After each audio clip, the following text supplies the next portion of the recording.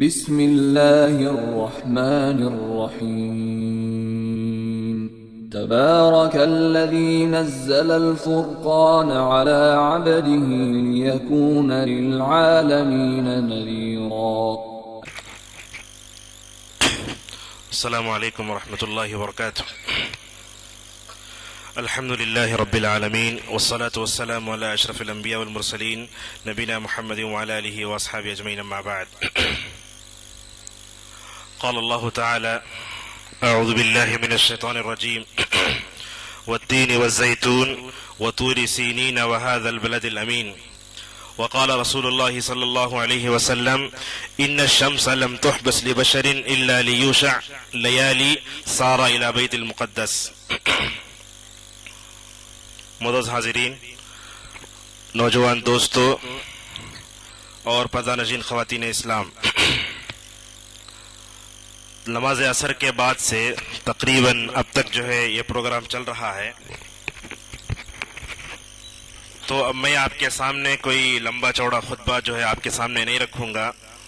الحمدللہ اس مجلس کے جتنے موقر علماء اکرام تھے، کچھ اس شہر کے اور کچھ بیرون شہر کے، ساری باتیں ہمارے سامنے آئیں، تو سمجھیے یہ خطبہ صدارت جو میرا ہے تمام مقررین کے تقریروں کا خلاصہ ہے، اور کچھ باتیں انشاءاللہ ہم آپ کے سامنے علم کے انداز میں رکھنے کی کوشش کریں گے. عموماً ایسے ہوتا ہے کہ جب مقرر تقریر کرنے لگتا ہے تو جذبات میں بہہ کر کچھ باتیں آ جاتی ہیں، تو جذبہ ہے، تقریر کا بھی ہونا چاہیے، اور جو ہے جوشیلا مقرر بھی ہونا چاہیے کہ امت مسلمہ کو جو ہے غفلت سے بیدار کرے. لیکن یہ سب ساری چیزیں ہوں، لیکن علم کا دامن کبھی ساتھ نہ چھوٹے، یہ سب سے اہم نقطہ ہے. تو آج کے اس جو ہے عصر سے لے کر اب تک جو چیزیں ہوئی، انشاءاللہ اس میں کچھ چیزیں آئیں، انشاءاللہ ہم اس پر جو ہے گزرتے ہوئے جائیں گے. معزز حاضرین، سب سے پہلے ہم آپ کو بتاتے ہیں یہ بیت المقدس ہے یا مسجد اقصی کا مسئلہ ہے. آپ کان کھول کر سن لیں کہ یہ ہمارا جو ہے کوئی سیاسی مسئلہ نہیں ہے. تو لہٰذا یہ الاقصی کے عنوان پر آج جو یہ کانفرنس رکھی گئی ہے، آپ اس کو سیاست کا رنگ مت دیجیے. یہ کوئی جو ہے سیاسی جلسہ نہیں ہے. ہم آپ کو بتانا چاہتے ہیں بیت المقدس کا مسئلہ یا مسجد اقصی کا مسئلہ یہ ہمارا شرعی مسئلہ ہے، یہ ہمارے جو ہے قبلہ اول کا مسئلہ ہے، یہ ہماری دینی غیرت اور حمیت کا مسئلہ ہے. یہ ایسا مسئلہ ہے جو امت مسلمہ کو غفلت سے بیدار کرنے والا مسئلہ ہے. لہٰذا ہم جب بستروں پر رات میں کروٹ بدلتے ہیں، سوتے ہیں، جاگتے ہیں، بیچ میں اٹھتے ہیں، تو ہمارا حال ایسے ہونا چاہیے کہ ہمارے آتے جاتے ہر سانس میں مسجد اقصی ہو، ہمارے ہر جو ہے رگ میں بیت المقدس کو آزاد کرنے کی فکر ہو. معزز حاضرین، ہم آپ کو بتاتے ہیں کہ فی الوقت امت مسلمہ کئی مسائل میں گرفتار ہے. آپ دیکھتے ہیں کہ اس وقت جو ہے عالمی پیمانے پر صرف ہندوستان میں نہیں بلکہ آپ دنیا میں دیکھیے، اس وقت سب سے بڑا جو عالمی مسئلہ ہے وہ مسئلہ بیت المقدس کا مسئلہ ہے. آپ جو ہے اخبار کی سرخیوں کو دیکھو، مسلمانوں کی ٹی وی چینل کو دیکھو، ہر جگہ بیت المقدس اس وقت جو ہے عالمی جو ہے مسئلے کا یہ بن گیا ہے. ہوا کیا ہے؟ جیسا کہ کہا گیا 6 دسمبر یہ مسلمانوں کے لیے سیاہ دن جیسے کہا جاتا ہے کہ بابری مسجد کو ڈھایا گیا، لیکن اسی دن یہ فیصلہ کیا گیا کہ جو ہے یہ بیت المقدس اسرائیل کا پایہ تخت ہے. لیکن ہم آپ کو بتائیں، یہ فیصلہ آیا، سارے عالم اسلام میں ہلچل ہوئی، پریشانی ہوئی، لیکن ہم کو پریشان ہونے کی ذرہ برابر بھی ضرورت نہیں ہے. کیوں؟ اللہ تبارک و تعالیٰ فرماتا ہے یہودی سب سے دنیا کی بزدل قوم ہے، اور یہ بزدلی اور ان کے اوپر جو ذلت اور رسوائی ہے، اگرچہ 1000 منصوبہ بندی کر کے اس رسوائی کو چھپانا چاہے نہیں چھپا سکتے. لہٰذا ہم آپ کو بتاتے ہیں تاریخی حقیقت، یہودی بزدل قوم ہے. کبھی انہوں نے یہ اعلان نہیں کیا کہ جو ہے یہ بیت المقدس ان کا پایہ تخت ہے. اعلان کرنے والے یہودی نہیں، غور سے سنو آپ، یہ اعلان کرنے والے نصرانی طاقتیں ہیں. اسی لیے اہل علم نے کہا آج دنیا میں 2 طاقتوں کا مقابلہ ہو رہا ہے عالمی پیمانے پر. کون سی طاقت؟ سب سے پہلی ایک طاقت ہے عیسائی طاقت، نصرانی طاقت. آپ دنیا میں تجربہ کر کے دیکھو، یہ سب سے بڑی طاقت ہے. اور دوسری طاقت ہے مسلمانوں کی. اور دنیا میں جتنی غیر مسلم طاقتیں ہیں یہ نصرانی طاقتیں ان کو جو ہے پاور دے رہی ہیں. لہٰذا اسرائیل نے کبھی اٹھ کر یہ اعلان نہیں کیا کہ بیت المقدس جو ہے پایہ تخت ہوگا اسرائیل کا، لیکن یہ طاقت جو ہے اس کا اعلان کرنے والی نصرانی طاقتیں ہیں. اسی لیے اللہ تبارک و تعالیٰ کہتا ہے ضربت علیہم الذلۃ اینما ثقفوا. یہودی چاہے اسرائیل میں رہے, یہودی چاہے ہندوستان میں رہے, اگرچہ وہ دنیاوی اعتبار سے ہزار ترقی کر لے لیکن وہ اپنی ذلت اور رسوائی کو چھپا نہیں سکتا.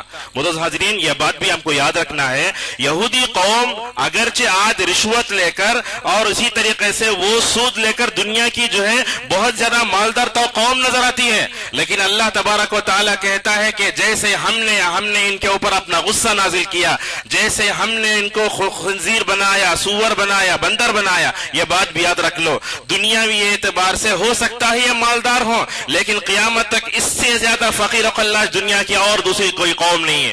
اس حقیقت کو ہمیشہ ہمیں یاد رکھنا ہوگا. معزز حاضرین, ایسے وقت میں ہم آپ کے سامنے ایک اہم بات بتائیں گے, وہ کیا ہے؟ اللہ تبارک و تعالیٰ نے بنی اسرائیل جو یہ بیت المقدس کی سرزمین ہے اس کی قسم کھائی ہے. اللہ تبارک و تعالیٰ نے کہا والتین والزیتون. یہ تین اور زیتون کیا ہے؟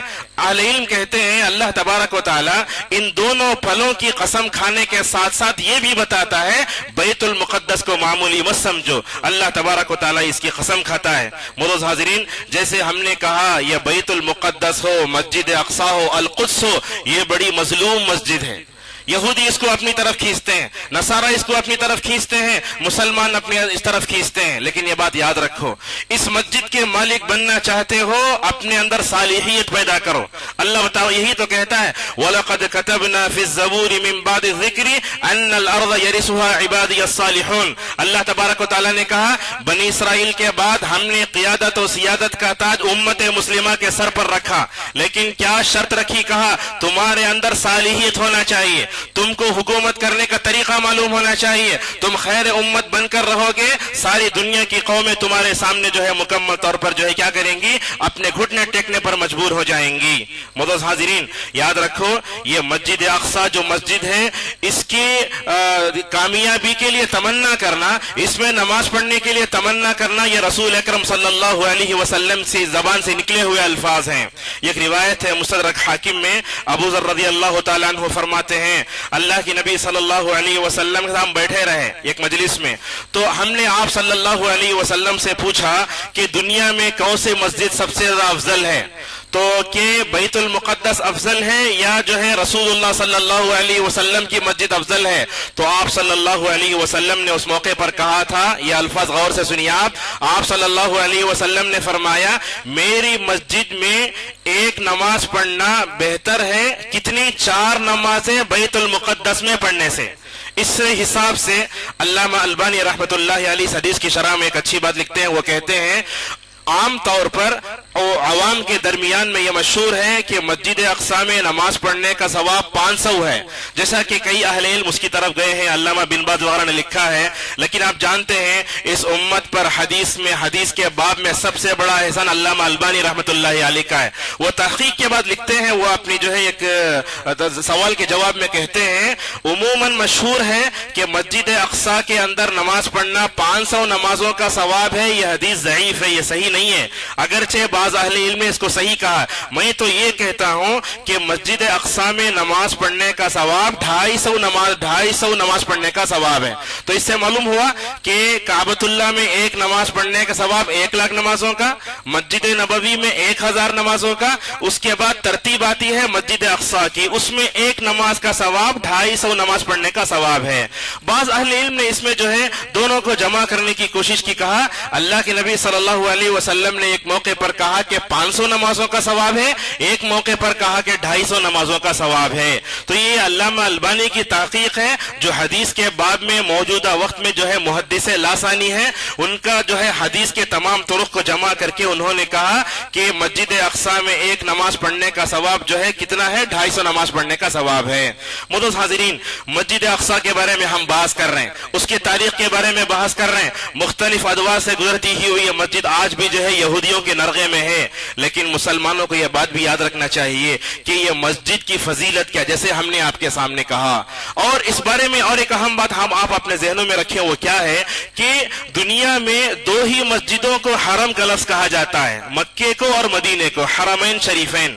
لیکن بعض اہل علم کو ہم دیکھتے ہیں کہ وہ مسجد اقصی کے لیے بھی حرم کا لفظ استعمال کرتے ہیں. علامہ ابن تیمیہ نے لکھا ہے کہ حرم کا اطلاق، حرم کا جو استعمال لفظ ہوگا وہ کس کے لیے ہوگا؟ مکہ مدینے کے لیے ہوگا. مسجد اقصی کے لیے آپ جو ہے کیا حرم کا لفظ استعمال نہیں کر سکتے. اور اسی طریقے سے ہم آپ کو بتاتے ہیں کہ آج کل جو کچھ لوگ ٹور چلاتے ہیں حج عمرے کا، کیا کرتے ہیں؟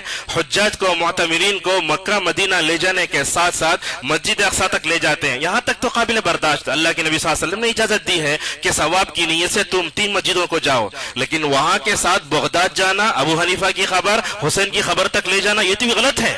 تو لہٰذا یہ تمام چیزیں امت سوچے، مسجد اقصی کیا، اس کا صحیح مقام کیا، اس میں نماز پڑھنے کا ثواب کتنا ہے، اور اسی طریقے سے اس میں مسلمانوں کو اس انداز سے کیا کرنا چاہیے. معزز حاضرین، اس وقت میں جو ہے ایک اہم بات ہم آپ کے سامنے کہنا چاہیں گے خطبہ صدارت میں، کہ مسجد اقصی اور القدس کہیں یعنی تو بیت المقدس کہیں، اس سرزمین کو ہڑپنے کے لیے امریکہ ایک طرف زور لگا رہا ہے، ایک طرف جو ہے اسرائیلی حکومت بھی اس کی طرف یہ کر رہی ہے. ایسے وقت میں ہم دیکھتے ہیں کہ امت میں رد عمل آتا ہے، خصوصاً ہم نوجوانوں کو دیکھتے ہیں رد عمل میں بہت کچھ کرنا چاہتے ہیں. تو ہم آپ کو بتائیں، امت ایسے وقت میں اپنے ہوش و حواس کو نہ کھوئے، یہ سب سے اہم چیز ہے. کیوں؟ اس لیے کہ ہوش و حواس میں کریں گے آپ کچھ کام تو اس سے کیا ہوگا؟ بننے والا کام بگڑے گا. ایک اہم بات ہم آپ کو بتاتے ہیں، ایسے وقت میں کیا کرنا چاہیے. علامہ ابن عثیمین سے بہت سالوں سے پہلے پوچھا گیا کہ بیت المقدس پر یہودیوں کا قبضہ ہے، اس میں سب سے پہلے ہمیں کیا کرنا چاہیے رد عمل کے طور پر. کہا رد عمل کے طور پر سب سے پہلی بات ہم کو کیا کرنا چاہیے، دنیا کے سارے مسلمانوں کو اللہ کی طرف رجوع ہونا چاہیے. یہ ہماری ساری دنیا والوں کے لیے نصیحت ہے. اور کہا میں فلسطینیوں کو خصوصاً نصیحت کرتا ہوں کہ وہ اللہ کے بندے بن کر زندگی گزاریں. آپ یوٹیوب کا چینل کھولیں، آپ کو افسوس ہوگا، یہ مقدس سرزمین فلسطین، یہاں آپ کو عربی گانے گاتے ہوئے ناچتے ہوئے مسلمان نظر آئیں گے. بلا بتاؤ فلسطینیوں کی دینی حالت اس سے اگر کمزور ہو جائے، وہ عربی ناچنا ناچیں، گانا گائیں، تو بتاؤ اللہ تعالیٰ کی نصرت کیسے آئے گی. تو لہٰذا ہم اپنے آپ کو ایسے بنائیں کہ اللہ تعالیٰ کی نصرت ہمارے شامل حال ہو جائے. تو سب سے پہلے ہم نے آپ کو سامنے یہ بتائی کہ ہم اللہ کے بندے بن کر زندگی گزاریں. اللہ کے بندے بن کر زندگی گزارنے کا سب سے بڑا جو بہترین ہمارے پاس ذریعہ ہے وہ نماز کو قائم کرنا ہے. دیکھو مسجدیں بنائی کیوں جاتی ہیں؟ اس میں صرف لائٹ لگا کے، فین لگا کے، اے سی لگا کے اس کو آباد کرنا مقصود نہیں ہے. اس میں نماز پڑھو، اپنے محلے کی مسجد میں اللہ تعالیٰ کے سامنے سر جھکا کر اللہ کے بندے بن کر زندگی گزارو، اللہ کے سامنے دعائیں کرو. اللہ تعالیٰ مسجد اقصی کو دشمنوں کے قبضے سے کرے گا. دنیا میں کتنی مسجدیں ہم نے بنائی لیکن ظاہر طور پر اس کو آباد کر دیا، لیکن نماز پڑھ کے اس کو آباد نہ کرنے کی وجہ سے ہماری مسجدوں پر جو ہے غیروں کی نظریں، ہمارے مدارس جو ہے غیر مسلموں کے نشانے پر ہیں. تو اپنے محلے کی مسجد میں اللہ کے سامنے سر جھکا کر عبادت کرو اور اللہ تعالیٰ کے سامنے جھک کر جو ہے مکمل طور پر یہ کرو. معزز حاضرین، آپ دیکھو جب تک مسلمانوں نے نماز کو پکڑے رکھا، اللہ تعالیٰ نے اپنے گھروں کی بھی حفاظت کی، امت مسلمہ کی بھی حفاظت کی. بابری مسجد کو ایسے ہی شہید نہیں کیا گیا. یہ تاریخ دیکھو، جیسے 6 دسمبر کو بابری مسجد کی شہادت کا دن منایا گیا، اسی دن ٹرمپ نے یہ فیصلہ کیا. تعجب لگے گا، ملک ہندوستان میں آپ رہتے ہیں، یہاں مسلمان چھوٹی چھوٹی بات پر احتجاج کرنے کے لیے آ جاتے ہیں، جلسے جلوس کرتے ہیں. ہم آپ کو بتاتے ہیں جلسے جلوس کرنا، مظاہرہ کرنے کی شرعی حیثیت کیا ہے. علامہ بن باز، علامہ البانی، علامہ ابن عثیمین، یہ بڑے بلند پایہ علماء، یہ سلف کے ستون ہیں موجودہ وقت میں. ان تمام علماء سے سوال کیا گیا، احتجاج کرنا، دھرنا دینا، جلسے جلوس میں جانا شرعی حکم کیا ہے؟ تو انہوں نے جواب دیتے ہوئے کیا کہا، یہ کفار کا شعار ہے. مسلمانوں یاد رکھو، بیت المقدس کو فتح کرنے کے لیے سڑکوں پر نکل مت آؤ، یہ غیروں کا طریقہ ہے. کہا یہ کفار کا شعار ہے، ہنگامہ ہوگا، دنگا فساد ہوگا، دوسروں کے جو ہے جان مال کے لاڑے پڑیں گے. لہٰذا بتاؤ ہم مسلمان، ہم دیکھتے ہیں کتنی تحریکیں اور تنظیمیں بیت المقدس کو آزاد کرنے کے لیے دھرنے دیتے. اس کا کیا ہوتا ہے، آپ جو ہے ہزاروں مسلمانوں کو لے کر سڑکوں پر آ جاتے ہیں، غیر مسلموں کو ہماری عزت سے کھیلنے کا موقع ملتا ہے.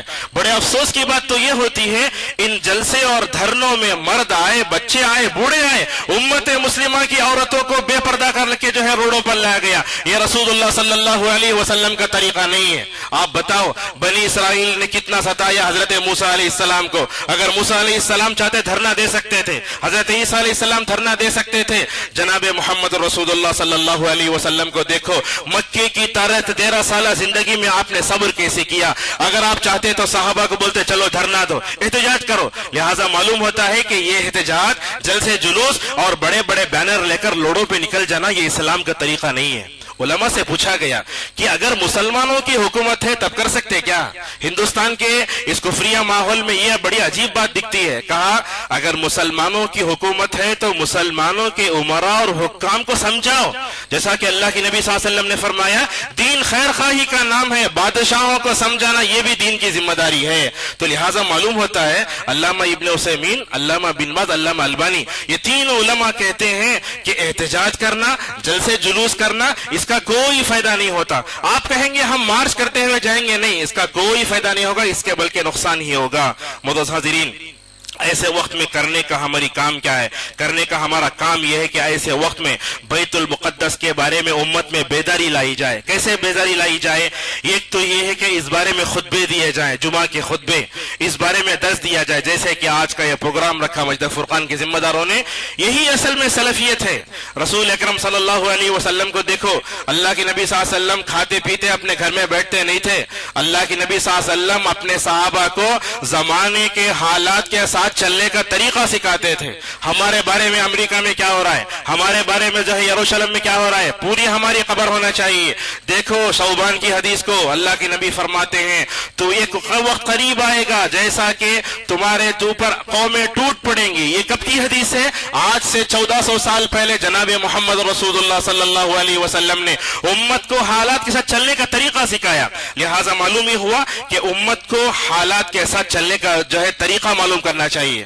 معزز حاضرین, ایسے وقت میں جبکہ القدس کا مسئلہ امت کے لیے جو ہے ایک چیلنج بن کر آ رہا ہے, دوسری طرف ہم دیکھتے ہیں طلاق کا مسئلہ, دوسری طرف دیکھتے ہیں آدھار کارڈ کا مسئلہ, امت مسلمہ کو چین کی نیند سونے نہیں دے رہے وہ دشمنان اسلام.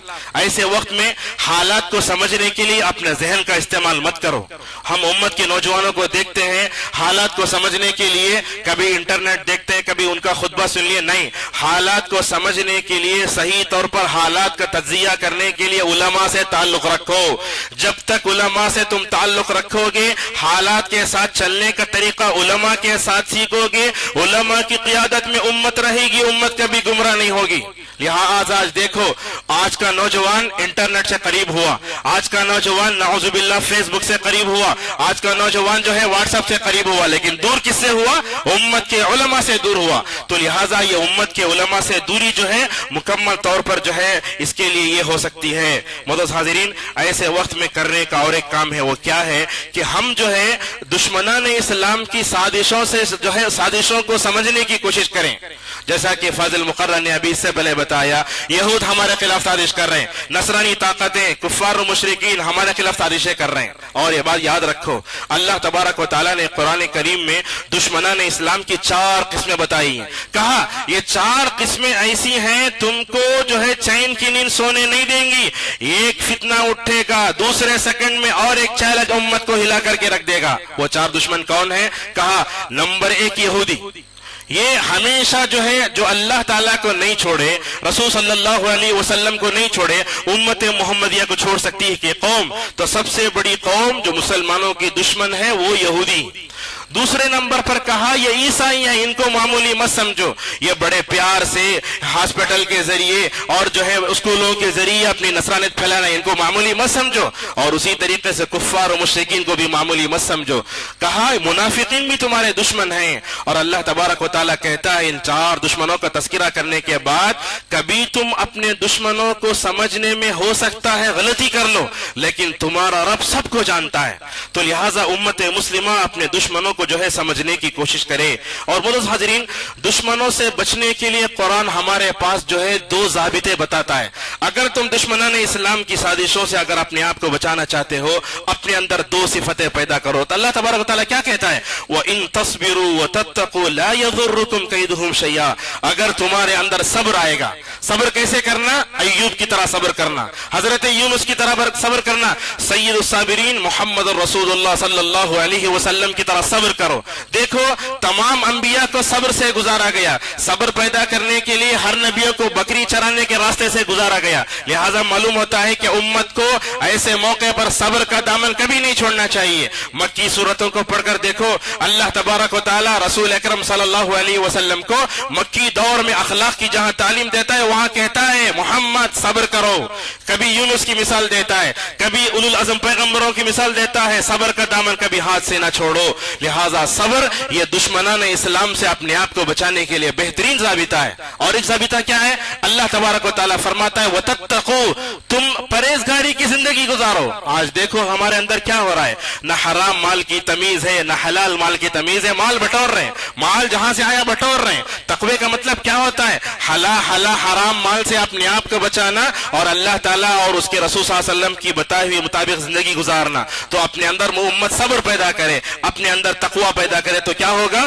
اللہ تبارک و تعالیٰ دشمنان اسلام کے داعشوں سے اپنے آپ کو بچائے گا. معزز حاضرین, ایسے وقت میں ہم کو اپنے ذہنوں میں اور ایک بات یاد رکھنا. یاد رکھو یہودی دنیا میں سب سے بڑا بینکنگ سسٹم بنا لیں, دنیا میں اقتصادیات کے طور پر دنیا میں جو ہے اوج سریا تک پہنچ جائیں. لیکن یہ بات یاد رکھو, اللہ تعالیٰ نے جس قوم پر اپنا غصہ نازل کیا, جو نبیوں کی زبانی لعنت کا شکار ہوگی, وہ قوم کبھی جو ہے سر اٹھا کر دنیا میں جی نہیں سکتی. آج یہود اپنی بزدلی کو چھپانے کے لیے ہزار کوششیں کر رہے ہیں, لیکن اللہ تبارک و تعالیٰ نے جو غصہ, جو پھٹکار, جو خنزیر اور بندر بنانے کی جو سزا اللہ تبارک و تعالیٰ نے ساتوں آسمانوں کے اوپر سے اتاری, آج بھی وہ ذلت کی زندگی گزار رہے ہیں. معزز حاضرین, یہ بات یاد رکھو, یہود اپنی بزدلی کبھی چھوڑنے والے نہیں. یہ بزدل قوم ہے. اللہ تبارک و تعالیٰ کہتا ہے سورہ آل عمران میں وَإِن يُقَاتِلُوكُمْ يُوَلُّوكُمُ الْأَدْبَارَ, کہا ہے مسلمانوں اگر تم یہودیوں سے لڑنے جاؤ گے تو وہ پیٹ پھیر کر بھاگ جائیں گے. اور اللہ تبارک و تعالیٰ سورہ حشر میں اور ایک بات بتاتا ہے, کہا وَلَئِن نَصَرُوهُمْ لَيُوَلُّنَّ الْأَدْبَارَ. کیا بتاتا ہے اللہ تبارک و تعالیٰ؟ دنیا میں یہود بزدل قوم ہے. اور یہ بات یاد رکھو, یہودیوں کی جو بھی جو ہے تعاون کرے گا وہ بھی دنیا میں ناکام ہو جائے گا. تو ساتوں آسمانوں کے اوپر سے آنے والی وہی پر کیا امت مسلمہ کو توکل نہیں ہے؟ کیا اس پر بھروسہ نہیں ہے؟ تو ایسے وقت میں ان تمام چیزوں کو حرز جان بناؤ. معزز حاضرین, یاد رکھو قیامت کے قریب کے زمانے میں جناب محمد رسول اللہ صلی اللہ علیہ وسلم نے بتایا, جیسے عمر نے بیت المقدس کو فتح کیا, سلطان صلاح الدین ایوبی نے بیت المقدس کو فتح کیا, یاد رکھو قیامت کے قریب میں انشاءاللہ بیت المقدس فتح ہوگا انشاءاللہ, اور وہ یہودیوں کے نرغے سے نکل کر دوبارہ آئے گا. یہاں ایک بات آپ کے سامنے ہم اور ایک بات کہنا چاہیں گے. جذبات میں آ کر کبھی ہم کہہ دیتے ہیں کہ اللہ تعالیٰ دوبارہ سلطان صلاح الدین ایوبی کو پیدا کرے. یہ بات تو اپنی جگہ صحیح ہے, لیکن یہ بات یاد رکھو دنیا میں ذہن بنانے والے جو ہے اور اسی طریقے سے علم کا جو ستون تھے ان کو بھی دنیا میں ہمیشہ یاد رکھنا چاہیے. دنیا والوں سے کہو اس وقت دنیا میں جہاں سلطان صلاح الدین ایوبی کی ضرورت ہے ویسے علامہ ابن تیمیہ کی بھی ضرورت ہے, علامہ ابن القیم کی ضرورت ہے, جن کے علم کی روشنی میں امت کا ہر آدمی جو ہے منزل مقصود کو پہنچ جائے. تو آج دنیا کو صرف ہمت والے ضرورت نہیں ہے بلکہ امت کے ہر آدمی کو صحیح علم کی روشنی میں صحیح حالات کا تجزیہ کرنے والے علماء کی بھی ضرورت ہے. معزز حاضرین, اور یہ بات یاد رکھو قیامت کے قریب میں کائنات کی ہر چیز امت مسلمہ کی جو ہے حق میں گواہی دینے والی بن جائے گی. آپ صلی اللہ علیہ وسلم نے فرمایا قیامت قائم نہیں ہوگی یہاں تک کہ مسلمان یہودیوں سے لڑیں گے. یہ کس کے الفاظ ہیں؟ صادق مصدوق صلی اللہ علیہ وسلم کے الفاظ ہیں, جو کبھی جھوٹ نہیں بولتے. آپ صلی اللہ علیہ وسلم نے بخاری کی حدیث میں فرمایا کہ مسلمان یہودیوں سے لڑیں گے, ان کو قتل کریں گے, وہ دن آئیں گے انشاءاللہ. کیا ہوگا؟ آپ صلی اللہ علیہ وسلم نے فرمایا اس وقت پائے جانے والے پتھر, اس وقت رہنے والے درخت مسلمانوں کی تائید میں انشاءاللہ اٹھیں گے. یہ جناب محمد رسول اللہ صلی اللہ علیہ وسلم کی زبان مبارک سے نکلے ہوئے الفاظ ہیں. حالات کتنا ہی خراب کیوں نہ ہو جائیں, ان جیسی احادیث کو پڑھ کر ہمت کرو. ہم امت محمدیہ صلی اللہ علیہ وسلم کے افراد ہیں, ہمارا ایمان ہے ہمارا نبی جو بھی بولتا ہے صحیح بولتا ہے, ہمارا نبی جو بھی بولتا ہے واقع ہو کر رہے گا. آپ صلی اللہ علیہ وسلم نے فرمایا قیامت کے قریب میں مسلمان یہودیوں سے لڑیں گے, مسلمان یہودیوں کو قتل کریں گے. اس وقت پر پائے جانے والے درخت مسلمانوں کے حق میں جو ہے گواہی دیں گے. اس وقت پر جانے والے پتھر جو ہے مسلمانوں کے حق میں گواہی دیں گے. آپ صلی اللہ علیہ وسلم نے فرمایا پتھر بات کرے گا. سبحان اللہ. اس طریقے سے درخت بات کریں گے اور کہیں گے اے اللہ کے بندے مسلمان ادھر آ, میرے پیچھے یہودی چھپا ہوا ہے, اس کو قتل کر دے. اس سے بڑھ کر اور کیا چاہیے؟ اللہ تبارک و تعالیٰ نے من و سلوہ اتارا بنی اسرائیل پر. جناب محمد رسول اللہ صلی اللہ علیہ وسلم کی امت کو اتنا بڑا اعزاز دیا کہ دنیا کے پتھر اور دنیا کے حجر و شجر تمہارے جو ہے حق میں گواہی دینے والے بن جائیں. معزز حاضرین, اور ایک بات یاد رکھو, دنیا میں دو چیزوں کو اپنے دامن سے باندھ کر رکھنا چاہیے. وہ کیا ہے؟ سچائی اور اخلاص.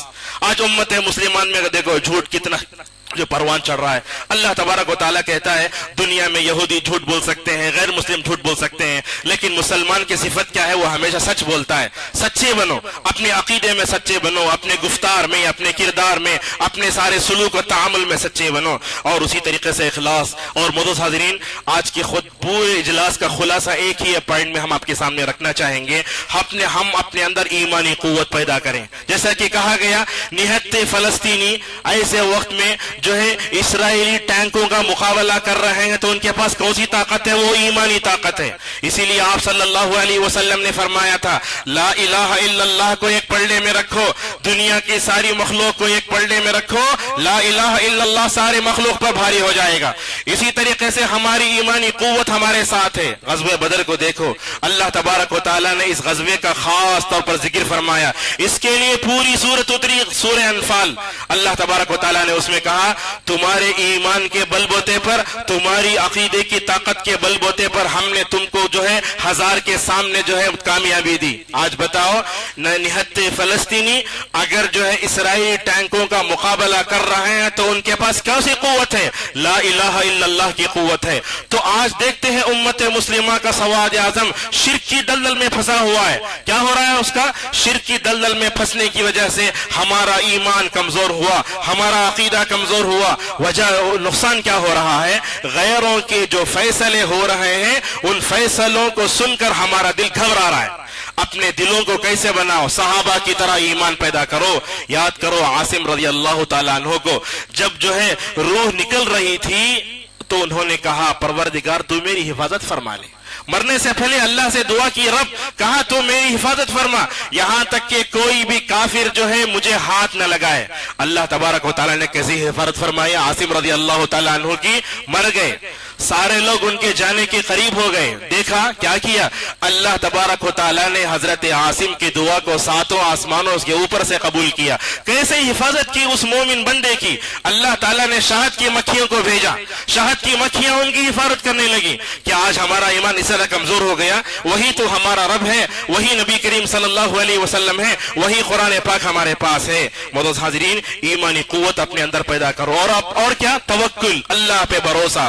اللہ کے نبی صلی اللہ علیہ وسلم نے فرمایا قیامت تک رہنے والی یہ امت ہمیشہ رہے گی. یاد رکھو یہ امت اگر مار کھاتی ہے تو یہ زخم کھاتی ہے کیوں؟ شہادت کا درجہ پانے کے لیے. یہ امت اگر مار کھاتی ہے کیوں؟ تو سمجھنے کے لیے.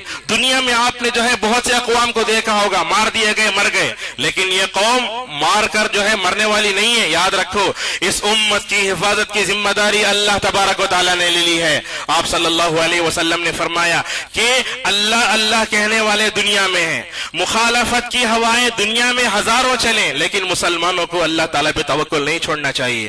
وہ مثال آپ کے سامنے فاضل مقرر نے دی. سامنے جو ہے ٹھاٹے مارتا ہوا سمندر, پیچھے فرعون کا لشکر, دونوں آپس میں ایک دوسرے کو دیکھنے لگے. اس موقع پر حضرت موسیٰ نے کیا کہا؟ اے قوم اللہ پہ بھروسہ کرو. ایسے وقت میں ہماری حفاظت کا ذمہ کس کے ذمہ ہے؟ اللہ تبارک و تعالیٰ کے ہاتھ میں ہے. ان تمام آیتوں میں جس میں اللہ تعالیٰ نے جناب محمد رسول اللہ صلی اللہ علیہ وسلم سے کہا ہم تمہارے لیے کافی ہیں, ان آیتوں کو پڑھ کر تسلی حاصل کرو. جو آیتیں رسول اکرم صلی اللہ علیہ وسلم کو سکون دیتی تھی, جو آیتیں رسول اکرم صلی اللہ علیہ وسلم کو توکل کا سبق سکھاتی تھی, ان تمام آیتوں کو ہمیں پڑھنا چاہیے. معزز حاضرین, ایسے وقت میں امت کو متحد ہونا چاہیے. ہم دیکھتے ہیں کہ آج امت مسلمہ تفریقہ بازی کا شکار ہے. کیا امت ظالم کے ظلم کو روکنے کے لیے ایک نہیں ہو سکتی؟ امت مسلمہ بیت المقدس کو یہودیوں کے قبضے سے چھیننے کے لیے امت مسلمہ کیا ایک پلیٹ فارم پر نہیں آ سکتی؟ یقیناً آ سکتی ہے. عقیدے کے اختلاف کو دیکھتے ہیں, فقہ کا اختلاف دیکھو، یہ فقہ کے اختلاف کو دیکھنے کا وقت نہیں ہے، یہ وقت کون سا اتحاد کا وقت ہے، صحابہ جیسا اپنا ایمان مناؤ اور جو ہے ظالم کے ظلم کو ختم کرنے کے لیے اور بیت المقدس کو فتح کرنے کے لیے مکمل طور پر جو متحد ہو جاؤ، اور اسی طریقے سے مایوس مت ہو جاؤ۔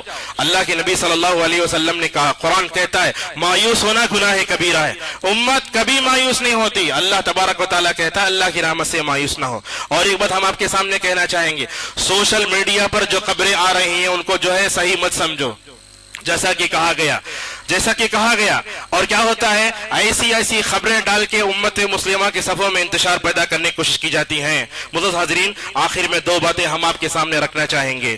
فلسطین کا مسئلہ ہے، بیت المقدس کا مسئلہ ہے، ایسے وقت میں ہم کہتے ہیں کہ سارے جو ہے مسلم ممالک خاموش ہیں۔ یاد رکھو، ہر مسلم ملک کو اپنی جگہ چیلنجز کا سامنا ہے، ہر ملک کو اپنے اپنے مسائل ہیں۔ اس وقت سعودی عرب کا موقف کیا ہے، اس وقت بحرین کیا کر رہا ہے، اس وقت UAE کیا کر رہا ہے۔ ایسے وقت میں یہاں بیٹھ کر وہاں کے حکمرانوں کے بارے میں بدزنی کا ثبوت نہیں دینا چاہیے۔ دیکھو اس وقت کیا ہو رہا ہے، سعودی عرب پریشان ہے، اس طرف پریشان ہے، سب پریشان ہیں، لیکن ایسے وقت میں اٹھ کر جو ہے ہم جو ہے مسلم ممالک کے خلاف ہو جائیں، ایسے نہیں ہونا چاہیے۔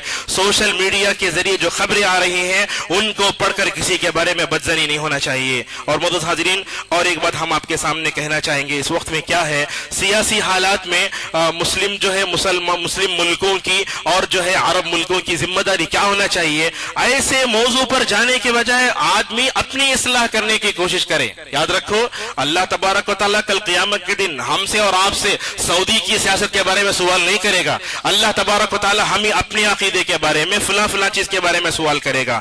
اور ایک وقت میں ایک اہم مسئلہ ہے، وہ کیا، دو مسئلے ہیں۔ ایک مسئلہ کیا ہے، ایسے وقت میں چیزوں کی بائیکاٹ کا مسئلہ ہے، جیسا آتا ہے یہودیوں کا بائیکاٹ کرو، نصارہ کا بائیکاٹ کرو۔ ایسے وقت میں جو ہے ہم اہل علم کے اقوال اور ان کے فتاوی کی روشنی میں آپ کے سامنے کہنا چاہیں گے، یہ چیزوں کا جو بائیکاٹ ہوتا ہے اس کا شرعی حکم کیا ہے۔ یہ سوال جو ہے سعودی عرب کی فتویٰ کمیٹی سے پوچھا گیا، تو انہوں نے کیا جواب دیا، علامہ بن باز، علامہ ابن عثیمین اور علامہ البانی کے فتاوی آپ نیٹ پر دیکھ سکتے ہیں۔ تمام علماء نے کہا کہ دشمن ہمارا دشمن ہے، دنیاوی اعتبار سے چیزوں کا بائیکاٹ کرنا یہ صحیح نہیں ہے، شرعی اعتبار سے چیزوں کا بائیکاٹ کرنا یہ صحیح نہیں۔ کیوں؟ اس لیے کہ آپ اللہ تعالیٰ کی ایک حلال کردہ چیز کو حرام کر رہے ہیں۔ مثلا آپ دیکھیے مشروبات، پینے کا ڈرنکس ہے، کوکا کولا ہے، آپ کیا ہے، عادت ہے، اس کا تعلق عادت سے ہم اس کو لے کر پیتے ہیں۔ لیکن اس کے بارے میں تفصیل سے بتاتے ہوئے کہا، اگر مسلمانوں کا کوئی امیر ہے، مثلا آپ دیکھیں ڈنمارک کا واقعہ ہوا، النبی کریم صلی اللہ علیہ وسلم کا وہ بت بنایا گیا، تو اس وقت سعودی عرب میں جو ہے ڈنمارک کے سارے پروڈکٹ کا جو ہے بائیکاٹ کیا گیا۔ اگر مسلمانوں کا کوئی امیر ہے اس وقت بائیکاٹ کیا جا سکتا ہے، ملک ہندوستان میں رہتے ہوئے چیزوں کا بائیکاٹ کرنا سمجھتے ہیں یہ صحیح نہیں۔ کیوں؟ اس لیے کہ رسول اللہ صلی اللہ علیہ وسلم کی سیرت کا گہرائی سے مطالعہ کرو۔ آپ صلی اللہ علیہ وسلم کی سیرت ہمارے لیے چراغ ہے، اللہ نے آپ کو سراج منیر کہا۔ دیکھو رسول اکرم صلی اللہ علیہ وسلم عقیدے کے بارے میں یہودیوں سے دوستی نہیں کرتے تھے، کبھی کمپرومائز نہیں کرتے تھے، لیکن دنیا میں دیکھو رسول اکرم صلی اللہ علیہ وسلم مشرک عورت کے مشکیزے سے پانی خرید کر جو ہے وضو کرتے ہوئے نظر آتے ہیں۔